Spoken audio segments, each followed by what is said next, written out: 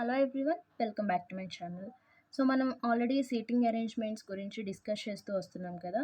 Linear arrangement గురించి discuss చేసాం and అలాగే సర్క్యులర్ అరేంజ్మెంట్ కూడా డిస్కస్ చేసాం. ఈ వీడియోలో 2 రో సిట్టింగ్ అరేంజ్మెంట్ గురించి తెలుసుకుందాం. సో లీనియర్ సిట్టింగ్ అరేంజ్మెంట్ ఎలా చేస్తాం మనం? ఇలా ఒక లైన్లో ఒక రోలో చేస్తాం. సర్క్యులర్ సిట్టింగ్ అరేంజ్మెంట్ అయితే సర్కిల్లో చేస్తాం. ఇక్కడ క్వశ్చన్లోనే ఉంది చూడండి, 2 రో సిట్టింగ్ అరేంజ్మెంట్ అంటే ఈ టైప్లో ఏంటి అంటే 2 రోస్లో పీపుల్ అనేవాళ్ళు ఉంటారు. సో పీపుల్ అయినా అవ్వచ్చు, లెటర్స్ అయినా అవ్వచ్చు, థింగ్స్ అయినా అవ్వచ్చు, ఏవైనా కానీ 2 రోస్లో అరేంజ్ చేస్తారనమాట. సేమ్ ఇక్కడైతే 1 రో, ఇక్కడైతే 2 రో, అంతే డిఫరెన్స్. ఇంకా మిగతాదంతా లీనియర్ అరేంజ్మెంట్లో మనం ఎలా అయితే చేస్తామో 2 రో సిట్టింగ్ అరేంజ్మెంట్లో కూడా అలాగే చేస్తాం. కాకపోతే ఇందులో ఎక్స్ట్రాగా మనకు వచ్చే టర్మ్స్ ఏంటంటే opposite and diagonally opposite. So opposite ఏంటి అంటే సపోజ్ ఒక 5 మెంబర్స్ ఉన్నారని తీసుకున్నాం అనుకోండి, వీళ్ళిద్దరూ ఆపోజిట్ అనమాట. ఆపోజిట్, ఓకే, వీళ్ళిద్దరూ ఆపోజిట్, వీళ్ళిద్దరూ ఆపోజిట్, వీళ్ళిద్దరూ ఆపోజిట్ అండ్ వీళ్ళిద్దరూ ఆపోజిట్. సో ఆపోజిట్ అంటే ఇది. మరి డయాగనల్లీ ఆపోజిట్ అంటే ఏంటి అంటే అగైన్ మళ్ళీ 5 మెంబర్స్ తీసుకుందాం, ఓకే. సో డయాగనల్లీ ఆపోజిట్ అంటే దీస్ 2 మెంబర్స్ అంటే ఈ ఫస్ట్ రోలో ఈ చివరి ఉన్న వాళ్ళు, సెకండ్ రోలో ఈ చివరి ఉన్న వాళ్ళు, అండ్ ఫస్ట్ రోలో లాస్ట్లో ఉన్నవాళ్ళు, సెకండ్ రోలో ఫస్ట్లో ఉన్నవాళ్ళు. సో వీళ్ళిద్దరూ ఏమవుతారంటే డయాగనల్లీ ఆపోజిట్ అంటాం. డయాగనల్లీ ఆపోజిట్ అంటే ఇలా తీసుకుంటాం అనమాట. అంటే ఈ చివర ఈ చివర, ఓకే, ఈ చివర. డయాగనల్ అంటే ఇంతే కదా. సో డయాగనల్లీ ఆపోజిట్ అంటే ఇలా తీసుకుంటాం. ఈ 2 టర్మ్సే మనం 2 రో సిట్టింగ్ అరేంజ్మెంట్లో ఎక్స్ట్రాగా నేర్చుకుంటాం. ఇంకా మిగతా ఇమ్మీడియట్ లెఫ్ట్, ఇమ్మీడియట్ రైట్, ఈ టర్మ్స్ అయినా కానీ అండ్ అలాగే ప్రొసీజర్ అయినా కానీ లీనియర్ సిట్టింగ్ అరేంజ్మెంట్లో మనం ఏ విధంగా అయితే చేస్తామో ఈ 2 రో సిట్టింగ్ అరేంజ్మెంట్లో కూడా అదే విధంగా చేస్తాం. సో క్వశ్చన్స్ అనేవి చూద్దాం, అప్పుడు మనకి ఇంకా క్లారిటీ అనేది వస్తుంది. ఫస్ట్ క్వశ్చన్ చూడండి. 6 chairs are there in 2 rows. 2 రోస్లో 6 chairs అనేవి ఉన్నాయంట. 3 in each row. ఈచ్ రోలో మొత్తం ఎన్ని చైర్స్ ఉన్నాయి? 3 చైర్స్ ఉన్నాయి, ఓకే. ఇక్కడ రాస్తున్నాను చూడండి, మొత్తం 6 చైర్స్ ఉన్నాయి, 2 రోస్లో ఉన్నాయి, ఓకే. ఒక్కొక్క రోలో ఎన్ని చైర్స్ ఉన్నాయి? 3 చైర్స్ ఉన్నాయి, రైట్. ఇప్పుడు ఇది మనం డయాగ్రామ్ లాగా డ్రా చేసుకోవాలి. ఇది ఫస్ట్ రో, 3 చైర్స్, ఓకే. ఇది సెకండ్ రో, ఇది ఫస్ట్ రో, ఇది వచ్చేసి సెకండ్ రో. నెక్స్ట్ ఏం ఇచ్చారు చూడండి, ఫేసింగ్ నార్త్ అండ్ సౌత్ అంటే ఒకే డైరెక్షన్ని ఫేస్ చేయట్లేదంట. ఒక రోలో వాళ్ళు నార్త్ని ఫేస్ చేస్తే ఇంకో రోలో వాళ్ళు సౌత్ని ఫేస్ చేస్తున్నారు. R allotted to PQRST and U. So ఈ PQRST and U అనేవాళ్ళు ఈ 6 ప్లేసెస్లో ఉన్నారు. ఇప్పుడు వాళ్ళని మనం అరేంజ్ చేయాలి, okay. The person sitting north and south are facing each other. So north side కూర్చున్న వాళ్ళు, సౌత్ సైడ్ కూర్చున్న వాళ్ళు ఒకరిని ఒకరు చూసుకుంటున్నారంట. అంటే దాని అర్థం ఏంటి? సో ఇక్కడ వీళ్ళు ఉన్నారు కదా, సపోజ్ వీళ్ళు నార్త్ వైపు చూసారనుకోండి, ఇలా చూస్తున్నట్టు, అప్పుడు వీళ్ళు ఎటువైపు చూస్తారు? సౌత్ వైపు చూస్తారు. సో ఫేసింగ్ ఈచ్ అదర్ అంటే ఒకరినొకరు చూస్తున్నారని చెప్పేసి అర్థం.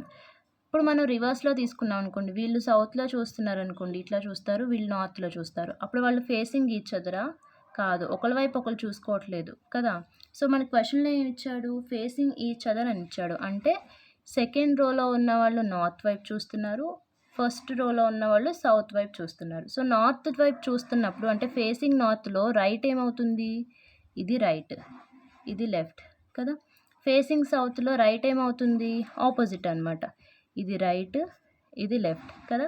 సో ఫస్ట్ ప్లేసెస్ అనేవి డ్రా చేసాం అండ్ అలాగే డైరెక్షన్స్ కూడా డ్రా చేసాం. నెక్స్ట్ ఏం చేయాలి? వాడు ఇచ్చిన క్లూస్ ఏవైతే ఉన్నాయో వాటిని బేస్ చేసుకొని మనం అరేంజ్మెంట్ అనేది చేయాలి. సో ఫస్ట్ క్లూ చూడండి, Q is facing north and is not adjacent to S.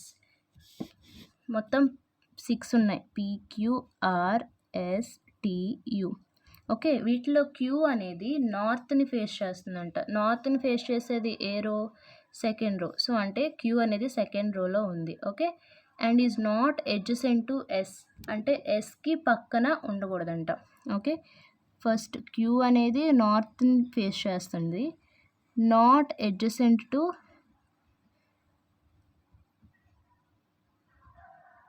ఇదే కదా ఫస్ట్ ఇచ్చిన కండిషన్. ఓకే. నెక్స్ట్ కండిషన్ చూడండి. S and U are sitting diagonally opposite. S and U అనేవాళ్ళు ఎలా కూర్చున్నారంట? Diagonally opposite.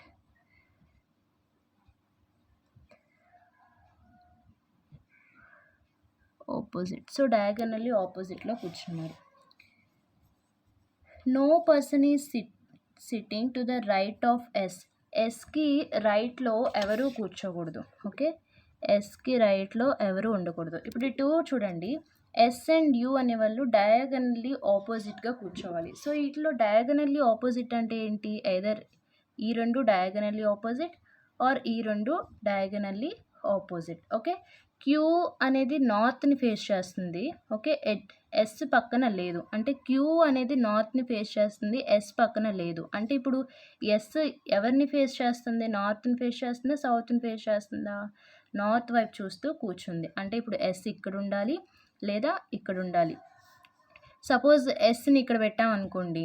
థర్డ్ పాయింట్ చూడండి, ఎస్కి right side ఎవరు కూర్చోకూడదు. ఎస్కి రైట్ సైడ్ అసలు ప్లేసెసే లేవు. ఓకే. అంటే మనం ఎస్ని ఇక్కడ పెట్టొచ్చు. సపోజ్ ఇక్కడ ఎస్ పెట్టామనుకోండి, రైట్ సైడ్ ఎస్కి 2 ప్లేసెస్ ఉంటాయి. అవునా? సో ఎస్ అనేది మనం ఇక్కడ పెట్టలేం. సో ఎస్ని ఇక్కడ మాత్రమే పెట్టగలం. థర్డ్ పాయింట్ని బేస్ చేసుకొని ఎస్ని అయితే ఇక్కడ రాసేసాం. తర్వాత సెకండ్ పాయింట్ చూడండి, S and U are diagonally opposite. So ఈ ప్లేస్కి డయాగనల్లీ ఆపోజిట్ ప్లేస్ ఏది? ఇది. సో ఇక్కడ యూ అనేది రాసుకుంటాం అనమాట. Next, R is sitting adjacent to U. యూకి పక్కనే ఆర్ అనే పర్సన్ ఎవరైతే ఉన్నారో వాళ్ళు కూర్చున్నారంట. యూకి పక్కన ఉన్నది ఒకటే కదా, ఒక సైడే ఉంది కదా యూకి. సో ఇక్కడ ఆర్ అనేది ఉంది. R is facing south. R అనేది సౌత్ని ఫేస్ చేస్తుంది. T is facing north. T అనేది నార్త్ని ఫేస్ చేస్తుంది. ఇప్పుడు ఫస్ట్ పాయింట్ చూడండి, Q is facing north. Okay. ఇప్పుడు ఈ రెండిట్లో క్యూ అనేది ఒక చోట కూర్చో ఉండాలి. నాట్ ఎడ్జసెంట్ టు ఎస్ అంటే ఎస్ పక్కన కూర్చోకూడదు. అంటే ఇంకా క్యూకి ఎక్కడ కూర్చోవాలి? ఇక్కడ ఉండాలి. Okay. So T is facing north అన్నాడు, ఇంకా మిగిలిన టీ కాబట్టి ఇక్కడ రాసేద్దాం. మిగిలిన ఆల్ఫాబెట్ కూడా ఏంటి? పి. సో ఆబ్వియస్లీ పి అనేది ఇక్కడే ఉండాలి కదా. ఇప్పుడు క్వశ్చన్ ఏం అడిగాడో చూద్దాం. Which of the following persons are facing north. వీళ్ళల్లో నార్త్ని ఫేస్ చేసే వాళ్ళు ఎవరు అని చెప్పేసి అడిగాడు. ఇక్కడ నార్త్ని ఎవరెవరు ఫేస్ చేస్తున్నారు? Queue, tea, yes. సో ఆప్షన్స్లో చూడండి, క్యూ, టీ, ఎస్ ఎక్కడ ఉందో ఇక్కడ ఉంది. So this is the answer.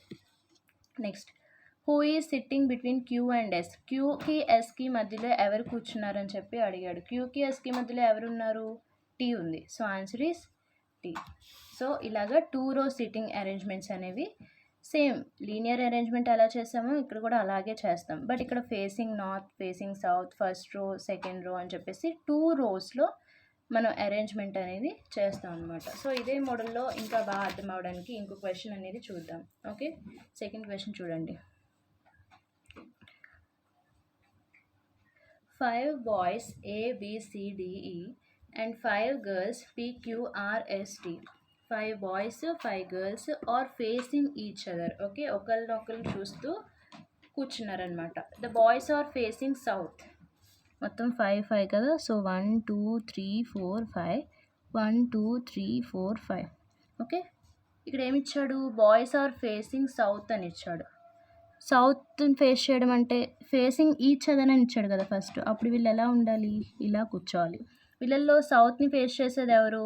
First రోలో ఉన్నవాళ్ళు. Right. Boys are facing south అన్నాడు అంటే ఫస్ట్ రోలో ఎవరు కూర్చోవాలి? బాయ్స్ కూర్చోవాలి. సెకండ్ రోలో ఎవరు కూర్చుంటారు? అప్పుడు గర్ల్స్ కూర్చుంటారు. రైట్. ఇది ఫేసింగ్ సౌత్, ఇది ఫేసింగ్ నార్త్. సో నార్త్ని ఫేస్ చేసేటప్పుడు రైట్ వచ్చేసి ఇది, లెఫ్ట్ వచ్చేసి ఇది. సౌత్ని ఫేస్ చేసేటప్పుడు రివర్స్ అనమాట. ఇది లెఫ్ట్, ఇది రైట్. సో మనం ప్లేసెస్ రాసేసాము, డైరెక్షన్స్ కూడా రాసాము. నెక్స్ట్ క్లూస్ ఏమి ఇచ్చాడు అనేది చూడాలి. T is sitting at an end. T అనేది ఒక ఎండ్లో కూర్చుందంట. ఓకే. టీ అసలు ఎవరు? గర్ల్. ఫస్ట్ గర్ల్స్ ఎవరు, బాయ్స్ ఎవరు అనేది తెలియడం కోసం ఇక్కడ రాస్తున్నాను. A, B, C, డిఈ అనేవాళ్ళు బాయ్స్, పిక్యూఆర్ఎస్టి అనేవాళ్ళు గర్ల్స్ అనమాట. సో టీ అనేది ఒక ఎండ్లో కూర్చుంది, ఈ ఎండ్లో ఉందా ఈ ఎండ్లో ఉందా అనేది మనకి తెలియదు. సో పక్కన రాసుకుందాం, టీ అనేది ఎండ్లో ఉండాలి. Next, S and C are diagonally opposite to each other. S C అనేవాళ్ళు డయాగనల్లీ ఆపోజిట్లో కూర్చున్నారు. ఓకే, డిఓ అని రాస్తున్నాను, డయాగనల్లీ ఆపోజిట్లో కూర్చోవాలి. ఓకే, బట్ ఎస్ ఇక్కడ ఉండాలా అనేది మనకు తెలీదు. టీ ఇక్కడ ఉంటే ఎస్ ఇక్కడికి వస్తుంది, టీ ఇక్కడ ఉంటే ఎస్ ఇక్కడికి వస్తుంది. ఓకే, నెక్స్ట్ ఇంకా ఏమిచ్చాడు అనేది చూద్దాం.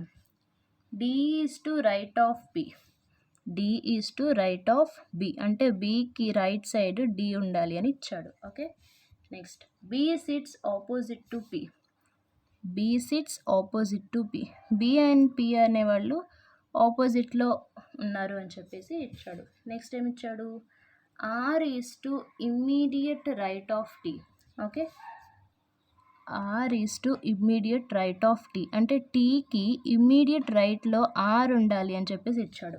ఇక్కడ వచ్చింది చూడండి, టీకి ఇమ్మీడియట్ రైట్లో ఎవరు ఉండాలి, ఆర్ ఉండాలి.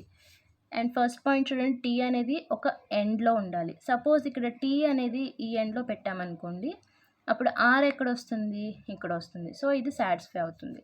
అదే టీ ఈ ఎండ్లో పెట్టామనుకోండి, ఇమ్మీడియట్ రైట్ అంటే ఇటు సైడే కదా, ఇమ్మీడియట్ రైట్లో మనం ఆర్ పెట్టగలమా, నో, ఎందుకు, ఇంక అక్కడ స్పేస్ లేదు కాబట్టి. సో టీ ఎక్కడ ఉండాలి, టీ ఇక్కడ ఉండాలి. సో ఫస్ట్ దాని ప్రకారం రాసేసాం. అండ్ ఫిఫ్త్ది, టీ పక్కన ఇమ్మీడియట్ రైట్లో ఎవరు ఉండాలి, ఆర్ ఉండాలి, రైట్. అండ్ సెకండ్ పాయింట్ చూడండి, ఎస్ అండ్ సి అనేవి డయాగనల్లీ ఆపోజిట్గా ఉండాలి. టీ ఇక్కడ వచ్చేసింది, సో ఇంకా ఈ రెండే కదా మిగిలాయి, అప్పుడు ఎస్ ఇక్కడ ఉంటుంది, సి ఇక్కడ ఉంటుంది. They are diagonally opposite to each other.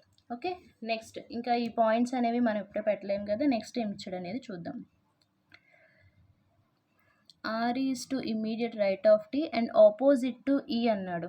Are అనేది immediate right of T and opposite to E అంటే ఈకి ఆపోజిట్లో ఆర్ ఉంది అని చెప్పేసి ఇచ్చాడనమాట. Q is adjacent to R, Q అనేది ఆర్కి పక్కన ఉంది అని చెప్పేసి ఇచ్చాడు. ఆర్ ఎక్కడ ఉంది, ఇక్కడ ఉంది, ఇటు సైడ్ ఆల్రెడీ ఆక్యుపైడ్, ఇంక ఇది ఒక్కటే ప్లేస్ కదా, సో క్యూ అనేది ఇక్కడ ఉందని చెప్పి అర్థం. గర్ల్స్లో 4 ఫిల్ అయిపోయారు, ఇంకా మిగిలింది ఎవరు, పి. సో ఇక్కడ పిని రాసుకుందాం. ఇప్పుడు ఇంకా మిగతా 2 కండిషన్స్ అనేవి మిగిలాయి కదా, ఈ రెండింటిని బేస్ చేసుకొని ఈ 3 అనేవి ఫిల్ చేయాలి. ఫస్ట్ చూడండి, బి అండ్ డి అనేవాళ్ళు బీకి రైట్ సైడ్లో డి రావాలి, రైట్. సో బి ఇక్కడైనా రావచ్చు, ఇక్కడైనా రావచ్చు, ఇంక ఇక్కడ రావడానికి ఛాన్స్ అనేది లేదు. ఓకే, సో ఈ రెండిట్లో ఎక్కడ పెట్టాలో తెలియదు కదా. నెక్స్ట్ చూడండి, బీకి ఆపోజిట్లో ఎవరున్నారు, పి ఉన్నారు. సో ఇక్కడ పి ఉంది కాబట్టి బి ఆబ్వియస్లీ ఎక్కడ రావాలి, ఇక్కడ రావాలి. బీకి రైట్ సైడ్ డి ఉంది కాబట్టి బీకి రైట్ సైడ్ డి అనేది రాయాలి. మిగిలింది ఏ కాబట్టి ఏని ఇక్కడ రాసాం, అంతే. సో లీనియర్ అరేంజ్మెంట్ కంటే కూడా కొంచెం ఈజీగానే ఉంటుందన్నమాట ఈ 2 row సీటింగ్ అరేంజ్మెంట్. ఫస్ట్ ఏం చేసాం, ఎన్ని ప్లేసెస్ ఉన్నాయో రాసుకున్నాం. నెక్స్ట్ డైరెక్షన్స్ రాసాం, అంటే వాడు ఇచ్చిన ఫేసింగ్ ఈచ్ అదర్ అంటే ఇలా అనమాట. Are facing opposite to each other అన్నాడు అనుకోండి, అప్పుడు ఇలా డ్రా చేస్తాం. Okay, so present facing each other అన్నాడు కాబట్టి ఇలా రాసుకున్నాము. నెక్స్ట్ రైట్ ఏది లెఫ్ట్ ఏది అని రాసుకొని వాడు ఇచ్చిన క్లూస్ ప్రకారం మనం అరేంజ్మెంట్ అనేది చేస్తాం. ఇప్పుడు క్వశ్చన్ ఏం అడిగాడు చూడండి, who sits opposite to T, టీకి ఆపోజిట్లో ఎవరు ఉన్నారని చెప్పి అడిగాడు. టీకి ఆపోజిట్లో ఎవరున్నారు, C. So C is the answer. Next, which among the following pairs sit each other. So ఇచ్చిన 4 ఆప్షన్స్లో ఆపోజిట్లో కూర్చున్న పెయిర్ ఎవరు అని చెప్పేసి అడిగాడు. ఫస్ట్ ఏంటి, ఆర్సి, ఫస్ట్ ఇచ్చిన ఆప్షన్. ఆర్కి ఆపోజిట్లో సి ఉందా, లేదు, ఈ ఉంది, అంటే ఫస్ట్ ఇది రాంగ్. సెకండ్ది బిఎస్, బీకి ఆపోజిట్లో ఎవరు ఉన్నారు, పి ఉంది, అంటే సెకండ్ది కూడా రాంగ్. నెక్స్ట్ పిబి, పీకి ఆపోజిట్లో ఎవరున్నారు, బి ఉంది, అంటే this is the right answer. EQ ఎలాగూ రాంగే కదా, ఇక్కడ చూసినట్లయితే ఈకి ఆపోజిట్లో ఎవరు ఉన్నారు, ఆర్ ఉన్నారు. సో 2 row సిట్టింగ్ అరేంజ్మెంట్లో క్వశ్చన్స్ ఇస్తే మనం ఈ విధంగా సాల్వ్ చేస్తాం. Thanks for watching.